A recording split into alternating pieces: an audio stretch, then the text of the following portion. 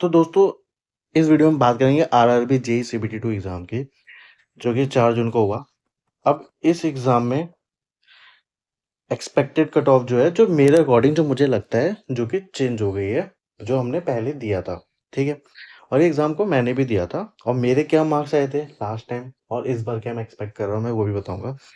और तो non tech जो है, नॉन टेक में देखो एक क्वेश्चन तो जो था ना, एल्युमिनियम एंड जिंक का, ये तो गलत था, ठीक है? ये तो आपको सबको मिलेंगे मार्क्स। बाकी एक क्वेश्चन है सीएफसी एंड एन2ओ।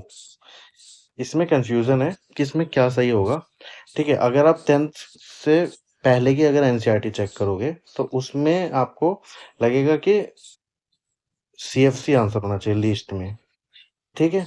बट अगर आप 12th की बायोलॉजी की बुक फॉलो करोगे तो उसके अकॉर्डिंग आपका एन2ओ आंसर होगा, ठीक है? सीएफसी का जो ग्लोबल वार्मिंग बेसिकली इफेक्ट जो है वो थोड़ा ज़्यादा है एज कम्पेयर टू एन2ओ, ठीक है? तो ओके, अब टेक्निकल क्वेश्चन की बात करेंगे जो मैंने देखा। देखो पहली चीज़ तो यहाँ पे क्या है ना, मैकेनिकल एंड इलेक्ट्रिकल दोनों एक ही सीट पे फाइट कर रहे हैं ऑलमोस्ट, ठीक है? अब तो दोनों एक ही सीट पे फाइट कर रहे हैं तो आरआरबी बनाएगी तो कुछ कुछ ऐसा है कि अगर अगर मान लो जैसे चेन्नई है, चेन्नई में टोटल 177 सीट्स हैं, तो 177 सीट्स में आप ये कह सकते हो कि 100 सीट्स अगर मैकेनिकल के पास है, तो इलेक्ट्रिकल को 77 सीट्स मिल जाएंगी, ठीक है? तो ये रेशियो चलेगा इस हिसाब से जो मुझे लगता है। अब बात रही टेक्निकल की टफनेस लेवल की, तो जित देखो मेरा तो मैकेनिकल ब्रांच है, तो मैकेनिकल का जो टफनेस था ना, वो मुझे ऐसा लगा कि थोड़ा-सा मतलब जो टेक्निकल वाला पार्ट था, वो थोड़ा-सा अ, हायर मतलब थोड़ा-सा हायर लेवल पे था। मतलब कि देखो मुझे जो लगता है 60 क्वेश्चन आपको मिल जाएँगे, ठीक है, इसका आंसर आपको दिख रहा था।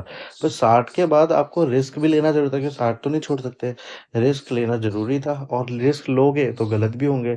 तो उसके बाद थोड़ा-सा मतलब आपको मतलब 2-3 तरीके थे जिनसे क्वेश्चन्स करने थे। पहले तो इंग्लिश को देख के कि किस तरफ ज़्यादा सूट कर रहा है किसके साथ, और दूसरा थोड़ी आपको उसमें नॉलेज ऐड ऑन करके तो रिस्क को लेना था, ठीक है? तो अब वही है जिसके अराउंड 74-75 सही हो जाएँगे टेक्निकल में, तो उसके अच्छे चांस बन जाएँगे होने के, ठीक है? और एक्सपेक्टेड कट ऑफ की, तो देखो मेरा लास्ट टाइम जो मार्क्स आया था ना, वो मेरा मार्क्स था 104 मैकेनिकल से, ठीक है? और मैं ज़ोन भी मैं बता देता हूँ, मेरा चेन्नई ज़ोन है, ठीक है?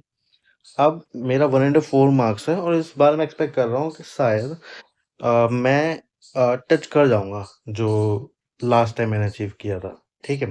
बट इस बार तब मेरी प्रिपरेशन और इस बार की प्रिपरेशन में मेरा अंतर था।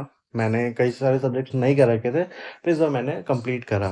तो तब भी मुझे लग रहा है कि वही 104 के आसपास ही मुझे लग रहा है स्कोर, 104 या 108 के अराउंड ही रहेगा, ठीक है? तो अब नॉन टेक तो देखो मेरे को ऐसा लगता है कि नॉन टेक में 1-2 मार्क्स का मतलब टफनेस लेवल था, ज़्यादा नहीं, ठीक है, इस बार का। बट टेक्निकल में आप कह सकते हो कि 3 से 4 मार्क्स का जो है टफनेस लेवल था। तो टोटल अगर मैं कंबाइन करूँ और बच्चों ने ज़्यादा भी पढ़ा है, देखो उनको टाइम मिल गया, उनको पता है कि तो वो 4 3 और 4 और वो 1 और 2, मतलब टोटल जो 5-6 मार्क्स का जो डिफरेंस आ रहा है ना, उसको मैं 4 मार्क्स का लेके चल रहा हूँ। तो मुझे जो लग रहा है, जो अगर पहले कट ऑफ 97 जो थी ना, 97, मुझे ये जो अब कट ऑफ है ना, अब लग रही है कि ये 93 या 92 यूआर से जाएगी, ठीक है? बड़े-बड़े ज़ोन की, मुंबई, चेन्नई वगैरह। तो 93-92 के जो मार्क्स अचीव कर लेगा, उसका सिलेक्शन के चांसेस ज़्यादा है यूआर में। बाकी आप दूसरे ज़ोन्स जो होंगे, जो थोड़े सॉफ्ट ज़ोन्स हैं, उनमें ऑब्वियसली थोड़ा उससे नीचे ही जाएगा, ठीक है? तो यूआर पे 93 अगर आ जाता है, तो मुझे लगता है कि उसका सिलेक्शन हो जाएगा किसी न किसी पोस्ट पे।